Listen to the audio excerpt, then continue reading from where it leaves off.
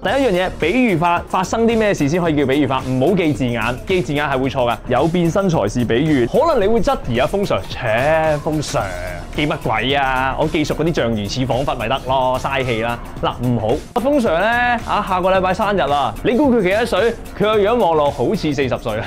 佢個樣望落好像40歲，係咪比喻化？風 Sir 有冇變身啊？冇啊嘛，所以我有好像係咪比喻化？唔係，所以啦，記住唔好淨係背字眼，你真係要睇清楚佢有冇事物轉化變咗身做另一樣嘢。明喻像如此彷彿做變身，暗喻事變化成，係咪？借喻就係4隻字，偷偷變身，即係嗰句子有冇本身嗰嚿嘢喺度？